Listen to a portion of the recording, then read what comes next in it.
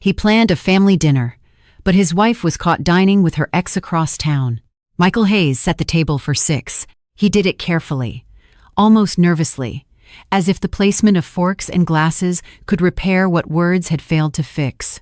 The dining room had not looked this warm in months, maybe years. The long wooden table was covered with a cream runner Claire had bought when they first moved into the house. White candles stood in the center, their flames trembling softly beneath the chandelier. A vase of fresh tulips sat beside a bowl of salad. In the kitchen, chicken roasted with rosemary, potatoes browned in the oven, and a pot of Claire's favorite mushroom soup simmered on the stove. Michael had cooked everything himself. That mattered to him. For most of their marriage, he had been the provider, not the cook. He paid bills, handled repairs, took care of insurance, maintained the house, funded vacations, and made sure their children never had to worry about the things he had worried about growing up. But lately, he had begun to understand that providing was not the same as being present. So tonight was supposed to be different. Tonight was supposed to be a beginning. Their 2 children, Emma and Noah, were coming home from college for the weekend. Claire's mother, Ruth, had agreed to come too. Michael had invited Claire's younger sister, Beth, because Claire always relaxed when Beth was around. He wanted laughter in the house again. He wanted Claire to sit across from him and see that he was trying. He wanted to stand at the table before everyone ate and say the sentence he had written and rewritten all afternoon. I spent years providing for this family, but I forgot that love also means being present at the table. He had practiced it once in the kitchen while stirring soup. It sounded awkward. It also sounded true. At 6:12 p.m., he checked his phone. No message from Claire. She had promised she would be home before dinner. At Chase, Obsprezicha, he texted her. Dinner is almost ready. Everyone is waiting for you. 3 dots appeared, then disappeared. Then finally her reply came. Still at the charity meeting. Start without me. I'll be there soon. Michael stared at the message.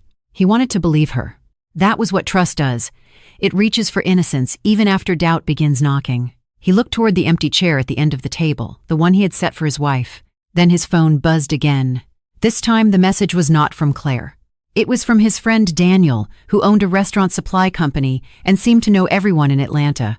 Michael, isn't that Claire at La Mer with some guy? Below the message was a photo. Michael opened it. For one moment he did not understand what he was seeing. Then the image sharpened. Claire was sitting in a private booth at a dim restaurant across town. Across from her was Ryan Cole, her ex-boyfriend. His hand was resting over hers on the table, and Claire was not pulling away. Behind Michael, the oven timer beeped. At home, dinner was ready. Across town, his wife was already eating with another man. Michael and Claire Hayes had been married for 18 years. They had met before the nice house, before the successful business, before college tuition payments and family Christmas photos and polite suburban dinner parties where everyone asked the same 3 questions and pretended the answers mattered. Back then, Michael was 27 and trying to keep his father's small flooring company alive after his father's heart attack. Claire was 25, working at a nonprofit office, wearing thrift store blazers and carrying herself with a confidence that made Michael forget his own exhaustion. They met at a community fundraiser where Michael had donated discounted flooring for a youth center renovation. Claire was coordinating the event and found him standing near the dessert table, eating cheesecake from a paper plate. "You're the flooring guy," she said.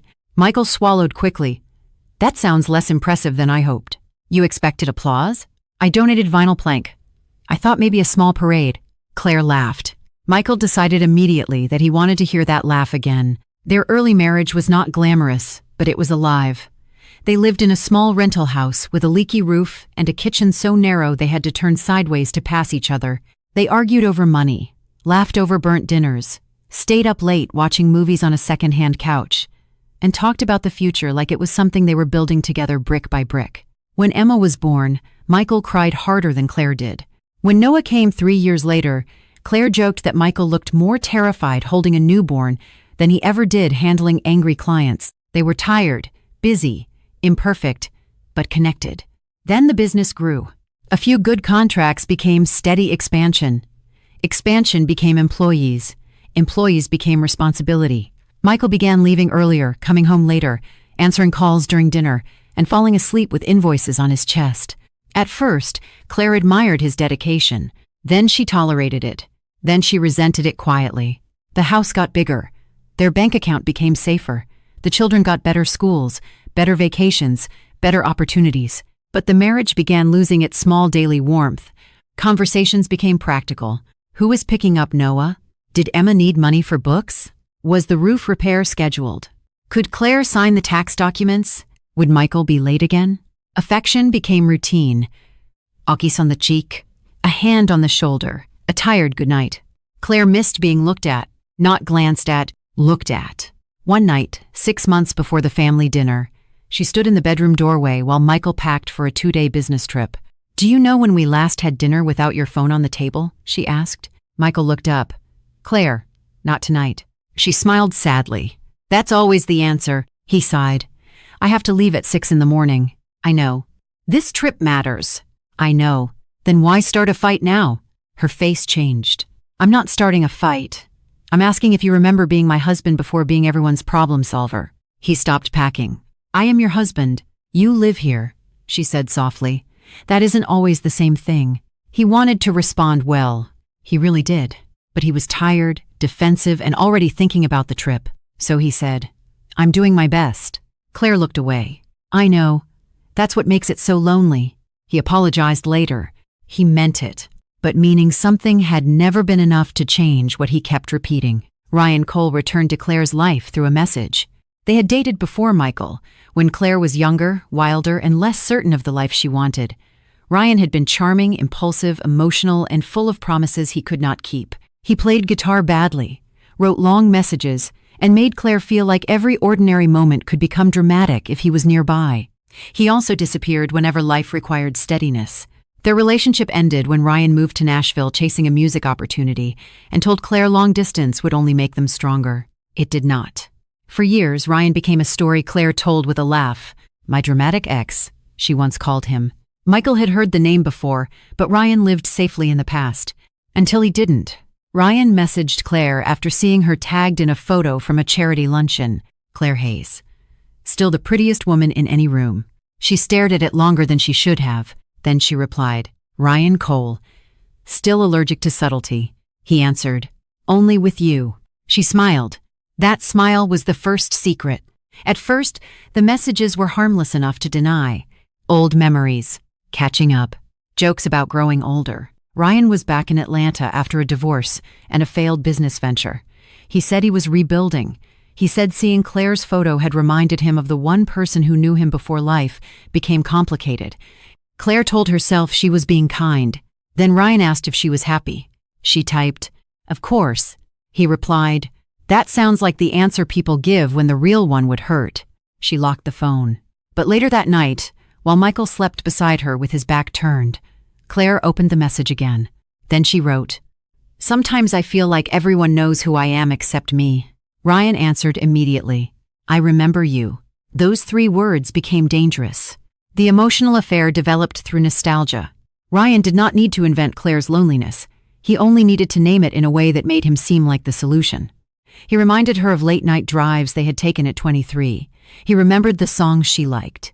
He remembered she used to want to write essays about ordinary people. He remembered the old diner where she ate fries with ranch dressing and insisted it was a real meal. "You were freer then," he told her during their first coffee meeting. Claire looked down at her cup. "I was younger. Not the same. It usually is." "No, you had fire." She laughed lightly. "And now?" "Now you look like someone keeps asking you to be grateful for a life that doesn't fit." She should have defended her marriage more strongly. She did defend it a little. "Michael is a good man. I'm sure he is. He loves me. I believe that." "Then don't talk like he's a villain." Ryan leaned back. "I don't think he's a villain, Claire. I think he stopped seeing you because he got used to having you." The words hurt because they sounded like something Claire had thought but never said aloud. That was Ryan's gift. Or his manipulation. Often, Claire could not tell the difference. They began meeting more often. Coffee after errands. Lunch near her volunteer office. A drink after a charity meeting. She told Michael she was busy, helping someone, stopping by her mother's, stuck in traffic. Small lies, then larger ones. Each one made the next easier. The first time Ryan touched her hand across a restaurant table, she did not pull away quickly enough. The first time he kissed her in the parking garage after lunch, she cried in the car afterward. The first time she met him knowing he would kiss her again, she stopped pretending it was accidental. Still, She told herself she loved Michael, and she did. That was part of the tragedy. Betrayal does not always come from the absence of love. Sometimes it comes from a person trying to hold love, resentment, desire, guilt, and nostalgia in the same heart until something breaks. Michael began planning the family dinner after a conversation with Emma. His daughter called one afternoon while he was sitting in his truck outside a job site. "Dad," she said carefully, "is Mom okay?" Michael frowned. "What do you mean?" "I don't know. She sounds different." "Different how?" "Tired. Sad, maybe." Michael looked through the windshield at workers unloading materials. "She's been busy." Emma was quiet. Then she said, "You both always say that." The words hit him harder than she meant them to. After the call, Michael sat in the truck for 10 minutes.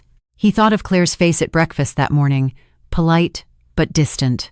He thought of the way she no longer told him details unless he asked. He thought of how often he asked too late. That night, he came home early. Claire was surprised. "You're home before 7. "I know. Everything okay?" "Yes." She looked at him as if waiting for the emergency. He hated that. He said, "I want to do dinner this weekend, everyone.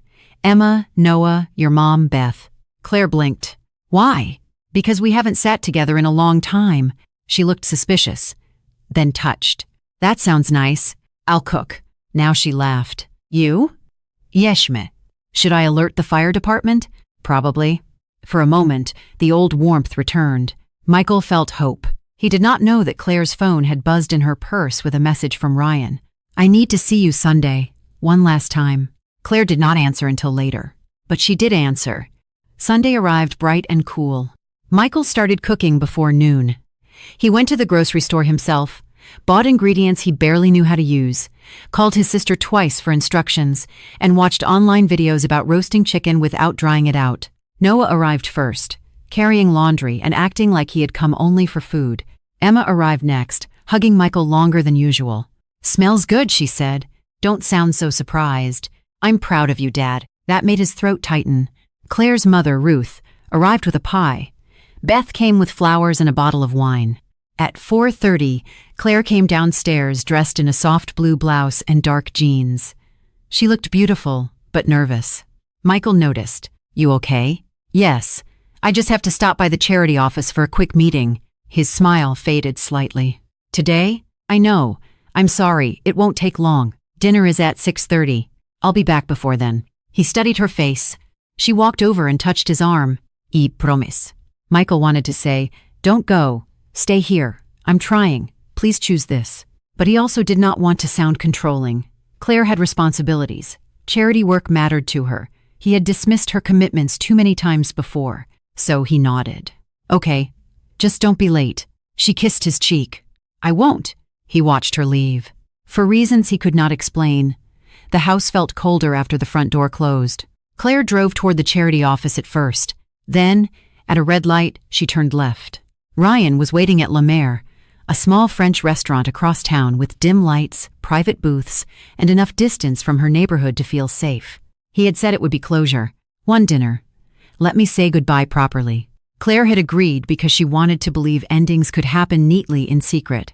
But secret closure is rarely closure. It is usually another opening. Ryan stood when Claire arrived. "You look beautiful." "Don't." He smiled faintly. "Still can't take a compliment." "I can't take one from you tonight." "Then why are you here?" She sat down. "To end this." Ryan sat across from her. "Over dinner?" "I thought we could talk." "You mean you thought you could make this feel civilized?" Claire looked away. The restaurant was warm, intimate, and quiet.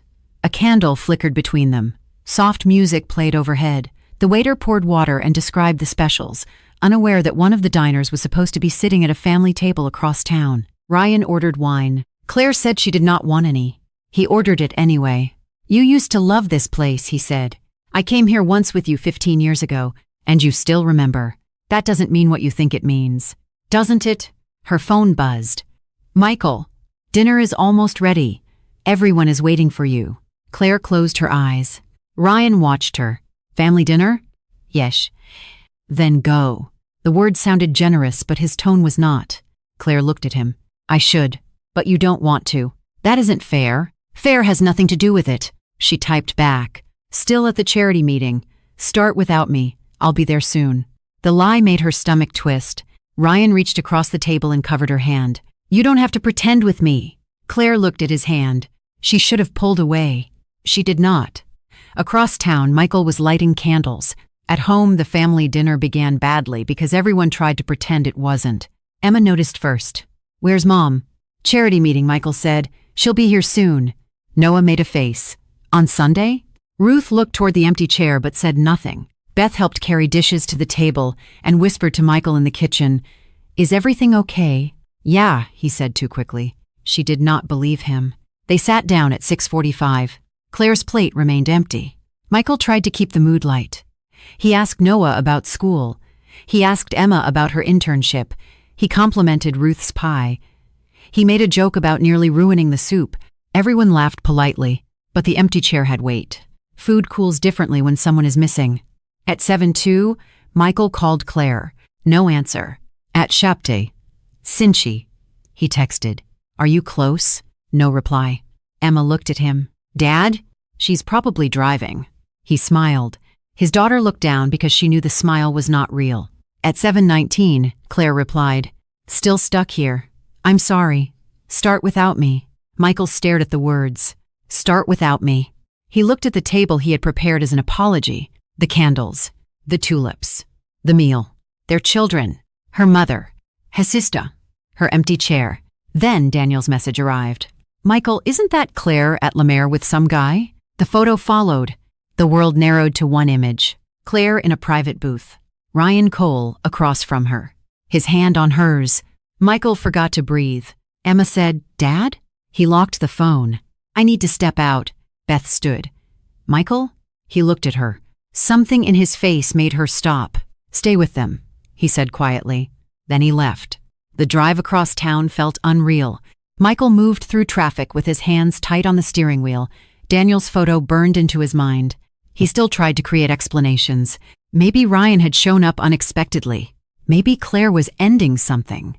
Maybe the hand on hers meant nothing. Maybe. Hope can humiliate a person when it keeps defending someone who has already chosen another table. La Mer sat on a quiet street, beneath soft awnings and warm lights. Rain had begun to fall lightly, turning the pavement glossy. Michael parked across the street. Through the restaurant window, he saw them. Not a photo. Not a misunderstanding. Claire and Ryan in a booth near the back. Ryan leaned forward, speaking softly. Claire was crying. Then Ryan reached across the table again and took her hand. This time, Michael watched her fingers curl around his. Not trapped. Not confused. Choosing. Something inside Michael went very still. He entered the restaurant. The hostess smiled. Good evening. Do you have a reservation? No. His eyes stayed on the back booth. Claire saw him when he was halfway across the room. Her face went white. Ryan turned. Michael stopped at the table. For several seconds, the restaurant continued around them. Forks against plates, low conversation, music, rain against the windows. Then Michael spoke. I set a place for you at our family table, Claire, but you chose to sit across from the man you never let go. Claire's mouth trembled. Michael. Ryan pulled his hand back. Michael looked at him. Don't bother. Ryan's jaw tightened. This isn't what you think. Michael laughed once. I saw the photo. I saw the hand. Now I see the table. Claire began crying. I was going to end it. Michael looked back at her. Closure does not happen in secret booths over wine while your family waits at home. She flinched. He continued, voice low but shaking. Emma is home. Noah is home. Your mother brought pie. Your sister brought flowers.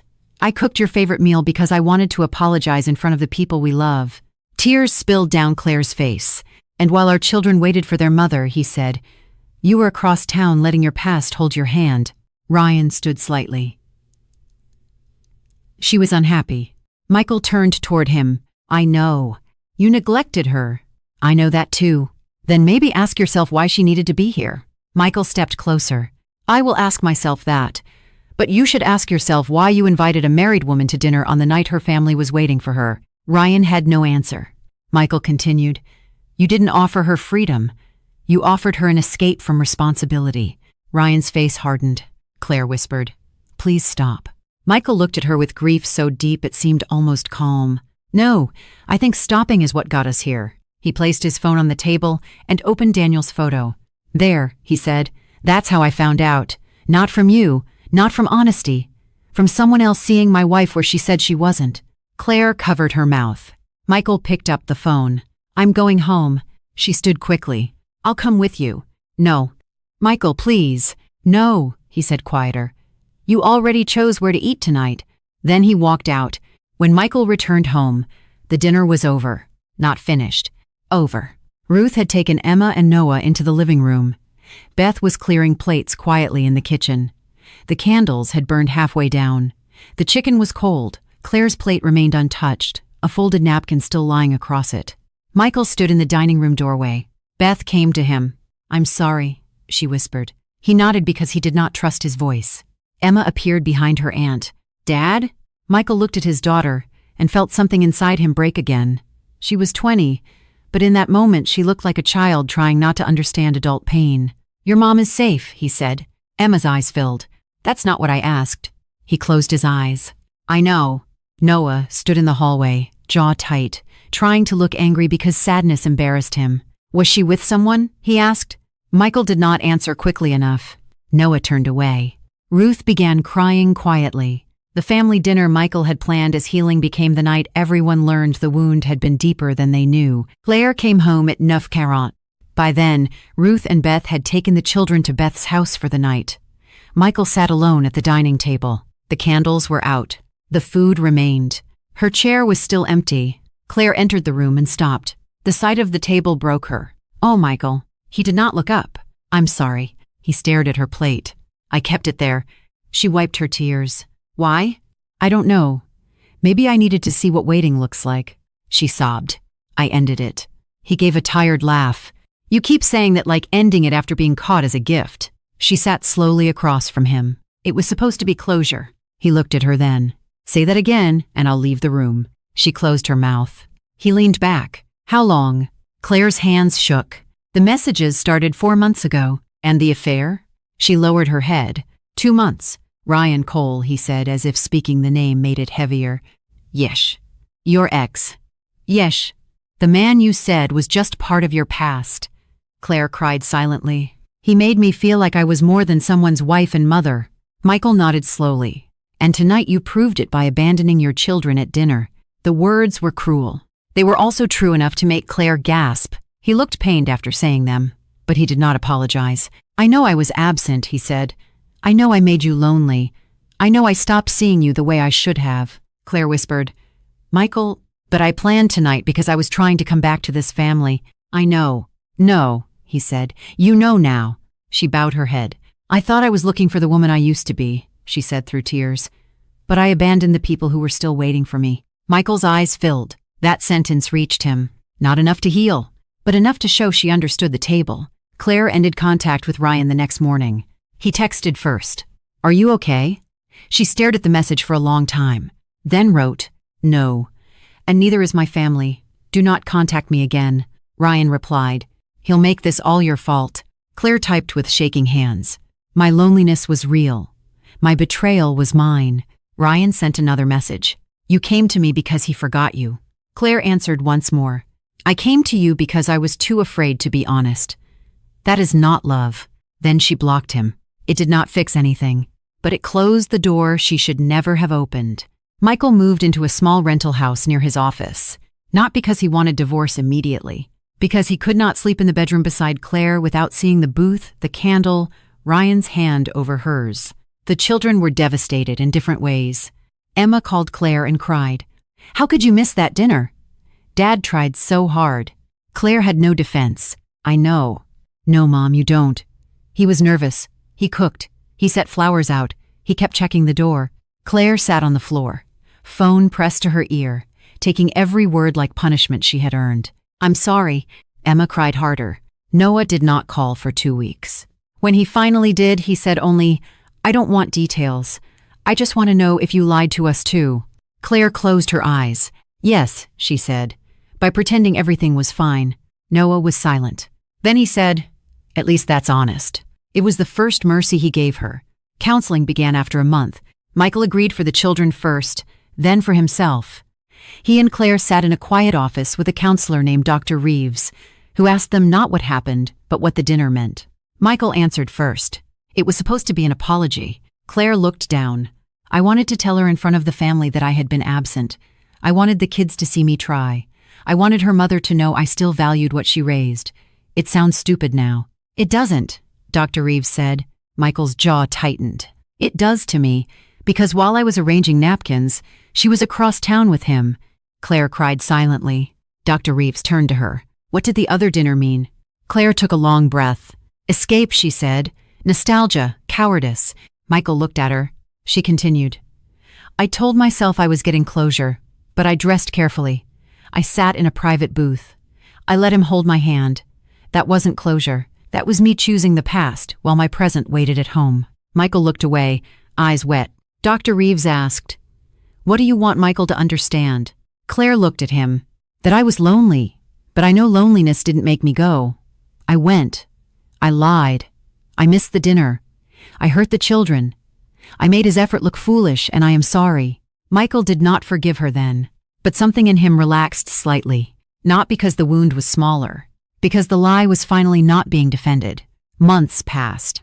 The marriage entered a strange, painful middle place, not healed, not ended, suspended between love, guilt, anger, and memory. Michael worked on himself. He went to counseling alone and faced the uncomfortable truth that he had been emotionally absent for years. He had loved his family through effort, provision, and protection, but he had often failed to love them through attention. He learned that a man can be faithful and still be neglectful. He learned that being the wronged spouse did not make him perfect, but he also learned not to confuse his failures with Claire's choices. Claire worked on herself too.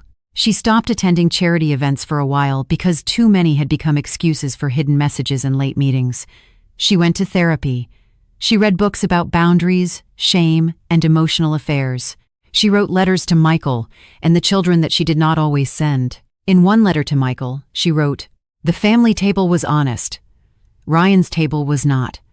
I chose the dishonest one because it asked less courage from me. Michael read that sentence many times. It hurt. It also told him she was beginning to understand. Emma slowly began speaking to Claire again. Noah remained distant longer. Ruth, Claire's mother, was heartbroken but firm. You were unhappy, Ruth told her one afternoon. You should have come home with that unhappiness, not taken it to another man's table. Claire nodded. I know. Do you? Claire wiped her tears. I'm learning. 6 months after the dinner, Michael and Claire met at the old house. The children were away. The house was quiet. Claire had asked him to come because she wanted to show him something. In the dining room, the table was set for 2. No candles. No flowers. No performance. Just 2 plates, 2 glasses of water, and a simple meal. Michael stopped in the doorway.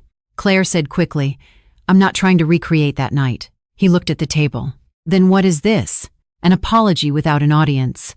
He hesitated, then sat. They ate quietly at first. The food was simple. Soup and bread. Claire's hands trembled when she set down her spoon. I wanted to tell you something, she said. Michael waited. I used to think I missed who I was before marriage, before kids, before responsibility. Ryan made me feel like that woman still existed. She looked at him, but I understand now that he didn't bring her back. He only gave me a place to avoid who I had become. Michael listened. I don't want to be the woman at that restaurant table, she said. I don't want to be the woman who lets her family wait while she calls betrayal closure. Tears filled her eyes. I don't know if you can ever trust me again, but I need you to know I understand what I chose. I chose the wrong table. Michael looked down at his hands. For a long time, he said nothing. Then he whispered, I wish that were enough. Claire closed her eyes. So do I. He looked at the chair where she sat. I still see the empty chair. She nodded. I still see it too. That night, they both knew the marriage might not survive, not because there was no love, because some images become permanent. The empty chair, the restaurant booth, Ryan's hand, the cold food, the children waiting. 2 months later, Michael asked for divorce. They met in Dr. Reeves's office. Claire cried, but she did not argue. I believe you're sorry, Michael said. I am. I believe you understand more now. I do. I believe I failed you before you betrayed me. She shook her head. You failed me as a husband in some ways, but you did not make me betray you. He nodded slowly. I know, and I'm trying to hold both truths. He took a breath. But I can't rebuild a marriage where every dinner feels like a question. I don't want to spend the rest of my life wondering whether you are at the table because you chose us or because you got caught choosing someone else. Claire covered her mouth. I'm sorry. I know. I love you. His face broke then. I love you too. That made it worse. Divorce would have been easier if love had died completely. But love and trust do not always leave together. Sometimes love remains like a candle in a burned house, still lit but unable to make the place livable. They divorced quietly. No courtroom battle. No revenge. No public humiliation. For the children, they tried to be kind. For themselves, they tried to be honest. A year later, Michael lived in a smaller house with a square dining table that seated 4. He cooked more often now. Not perfectly, but sincerely. One Friday evening, Emma and Noah came over for dinner. Emma brought dessert. Noah brought a sarcastic comment about Michael's seasoning that made everyone laugh. The table was not grand. No candles. No speech. Just pasta, salad, bread, and 3 people learning how to be family after the shape of family had changed. There was an empty 4th chair, but it did not feel like a lie. It was simply empty. That mattered. Michael looked at his children and said, I'm glad you're here.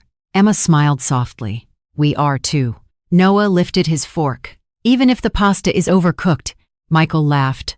For the first time in a long while, dinner did not feel haunted. Across town, Claire ate alone in her apartment. Not as punishment.